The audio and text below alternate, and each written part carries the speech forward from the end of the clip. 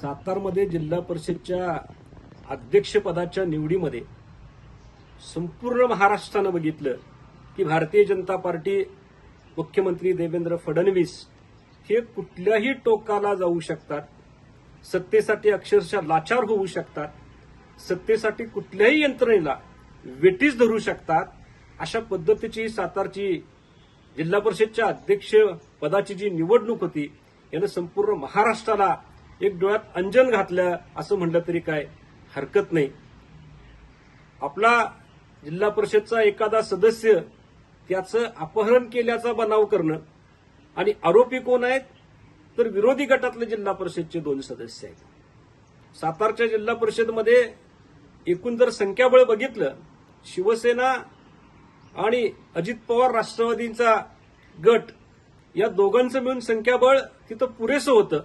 अध्यक्षपद निवडीसाठी त्यांची व्यवस्थित मतमोजणी झाली असती तर ते कदाचित अध्यक्षपद त्यांच्या वाट्याला गेलं असतं. पण भारतीय जनता पार्टी, मुख्यमंत्री देवेंद्र फडणवीस यांनी संपूर्ण पोलीस यंत्रणेला वेठीस धरून चुकीचा एफआयआर नोंद करून घेतला आणि आरोपींना म्हणजे 2 जिल्हा परिषद सदस्यांना अक्षरशः त्या सभागृहाच्या दारातनं खिचून गाडीत बसवलं. म्हणजे अपहरण यांचं झाल्याचा बनाव आहे ते समोर आहेत, तरी सुद्धा या दोघांना मात्र त्यांनी गाडीमध्ये बसवलं आणि अध्यक्षपदाच्या निवडणुकीमध्ये त्यांनी भाजपची मोहर उमटवली. अक्षरशः लाजिरवाणी गोष्ट आहे. या प्रकाराचा मुख्यमंत्री फडणवीस, गृहमंत्री देवेंद्र फडणवीस यांना सातारकरांना उत्तर द्यावं लागेल.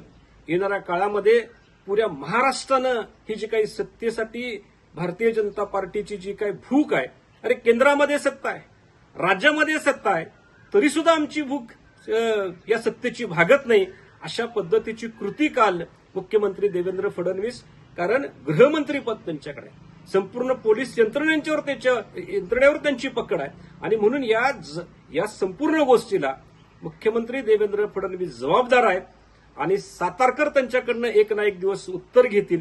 ज्या सातारामध्ये यशवंतराव चव्हाणांची स्मृती आहे, त्यांचा राजकारणामधला एक आदर्श राजकारणी म्हणून त्यांची ओळख आहे, या सातारमध्ये मुख्यमंत्री फडणवीस यांनी भारतीय जनता पार्टीनं पोलीस प्रशासनाला मिळून जो काही किळसवाना प्रकार केला त्याचा आम आदमी पार्टीच्या वतीनं मी जाहीर निषेध करतो आणि संपूर्ण महाराष्ट्र याचं तुमच्याकडनं उत्तर घेईल अशा पद्धतीची तुम्हाला एक इशारा देतो.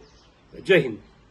ऐकलं, गोकुळची बासुंदी पुन्हा खावीशी वाटतेय. खरं सांगू, मलाही खावीशी वाटतेय. पुन्हा पुन्हा खावीशी वाटणारी गोकुळ बासुंदी.